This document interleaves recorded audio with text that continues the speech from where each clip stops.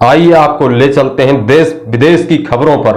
पाकिस्तान के पेशावर में हुआ बड़ा धमाका, 30 की मौत और दर्जनों घायल। सूत्रों के मुताबिक पाकिस्तान की एक मस्जिद में विस्फोट से 30 लोगों की हुई मौत। पाकिस्तान के उत्तर पश्चिमी शहर पेशावर में जुमे की नमाज के दौरान एक मस्जिद में हुए बम विस्फोट के कम से कम 30 लोगों की मौत हो गई और 56 से अधिक लोग घायल हो गए।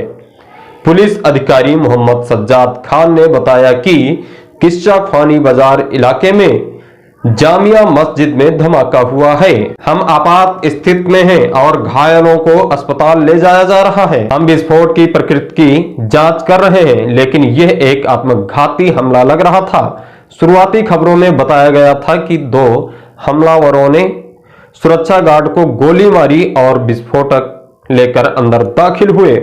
इसके बाद विस्फोट हुआ। इस घटना पर पाकिस्तान के प्रधानमंत्री इमरान खान ने इमाम बाड़े पर हुए हमले की कड़ी निंदा की है और पीड़ितों को तत्काल चिकित्सा सहायता देने का निर्देश दिया है। साथ ही साथ एक और बड़ी खबर, रूस यूक्रेन युद्ध के बीच एक अच्छी खबर, कम हुई कच्चे तेल की कीमतें।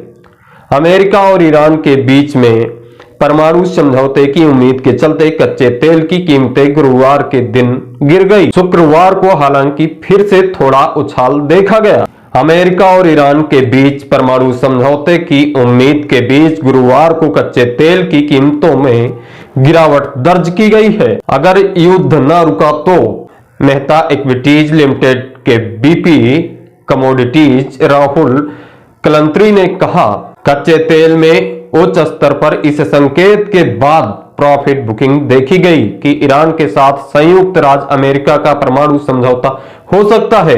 यदि सौदा होता है तो ईरानी तेल अंतर्राष्ट्रीय बाजारों में वापसी कर सकता है और मुनाफे को सीमित कर सकता है। साथ ही साथ एक और बड़ी खबर, यूक्रेन पर मोदी सरकार की विदेश नीति से गदगद हैं शशि थरूर। कांग्रेस सांसद ने विदेश मंत्री की तारीफ से पढ़े कसीदे। रूस का दावा, यूक्रेन में कई भारतीय छात्र बंधक। कांग्रेस प्रवक्ता टीवी चैनलों पर यूक्रेन से भारतीयों की वापसी के मुद्दे पर सरकार की असफलता गिनाते नहीं थक रहे, लेकिन पार्टी सांसद शशि थरूर सरकार की विदेश नीति से गदगद हैं। उन्होंने विदेश मंत्री और उनकी टीम की जमकर तारीफ की है। थरूर ने विदेश मंत्रालय की तरफ से बुलाई गई मीटिंग में शामिल होने के बाद कहा कि विदेश मंत्री एस जयशंकर और उनकी टीम ने एक एक सवाल का जिस गहराई से जवाब दिया है वह बेहद प्रशंसनीय है। उन्होंने यहां तक कह दिया कि विदेश नीति तो ऐसी ही होनी चाहिए। इस मीटिंग में कांग्रेस के पूर्व अध्यक्ष राहुल गांधी भी शामिल थे। थरूर ने सरकार की तारीफ में पढ़े कसीदे।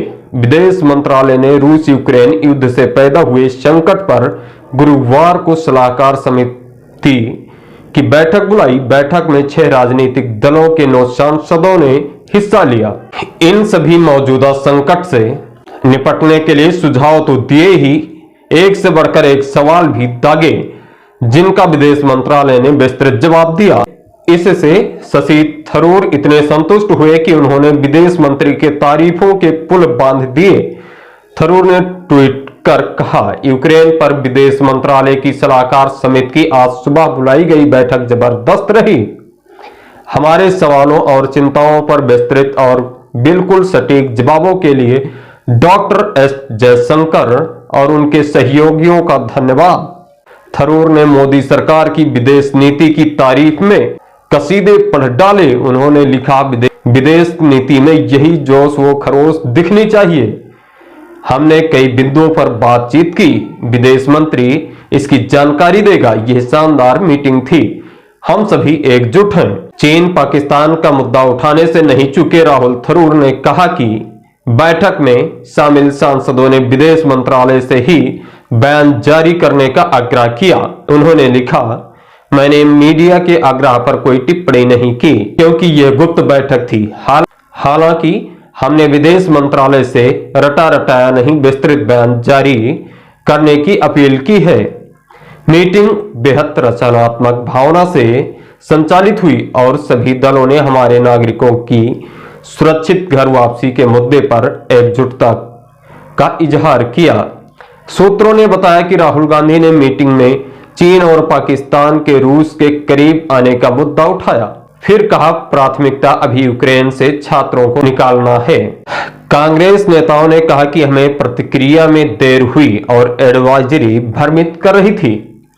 वोटिंग में भी भाग नहीं लेने की नीति का समर्थन विदेश मंत्री एस जयशंकर ने मौजूदा हालात पर स्पष्टीकरण देते हुए कहा कि यूक्रेन में फंसे भारतीय छात्र अपने को लेकर उधेड़-बुन में थे, लेकिन यूक्रेन सरकार ने उन्हें भरोसा दिलाया। सूत्रों ने बताया कि जयशंकर ने मीटिंग में भारतीयों घर वापसी और ताजा हालात पर जनटेंशन दिया। सूत्रों के मुताबिक कांग्रेस सांसदों ने संयुक्त राष्ट्र सुरक्षा परिषद में रूस के खिलाफ निंदा प्रस्ताव पर वोटिंग से दूर रहने की नीति का समर्थन किया। थरूर ने कहा कि जब भी राष्ट्रीय हितों की बात होती है तो भारत सर्वप्रथम की नीति पर पक्ष विपक्ष एकजुट हो जाते हैं। वहीं विदेश मंत्री ने भी मीटिंग पर संतोष व्यक्त किया। साथ ही साथ एक और बड़ी खबर जिसे सुनकर आप सभी को खुशी होगी, आपको बताते चलें कि कवच की परीक्षण हुआ सफल। बाल बाल 2 ट्रेनों की टक्कर होने से बची। कवच ने ट्रेन के 380 मीटर पहले रोका। कवच का परीक्षण हुआ सफल। बाल बाल 2 ट्रेनों की टक्कर होने से बची। कवच ने ट्रेन को 380 मीटर पहले रोका। रेल मंत्री वैष्णव खुद थे सवार। इस इतिहास के साक्षी खुद रेल मंत्री अश्विनी वैष्णव बने। कवच ने सामने आ रही ट्रेन की भिड़ंत से पूर्व रेल मंत्री की ट्रेन को 380 मीटर पहले ही रोक लिया। भारतीय रेल की सुरक्षा इतिहास में आज का दिन नया इतिहास लिखने वाला साबित हुआ। शुक्रवार को 2 ट्रेनों को चंद मीटर के फासले से एक दूसरे से भिड़ने से रोक दिया।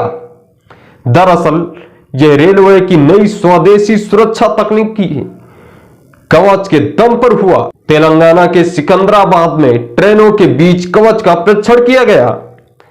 एक ट्रेन के इंजन पर रेल मंत्री वैष्णव सवार थे तो सामने से आ रही दूसरी ट्रेन में रेल बोर्ड के चेयरमैन व अन्य बड़े अधिकारी मौजूद थे।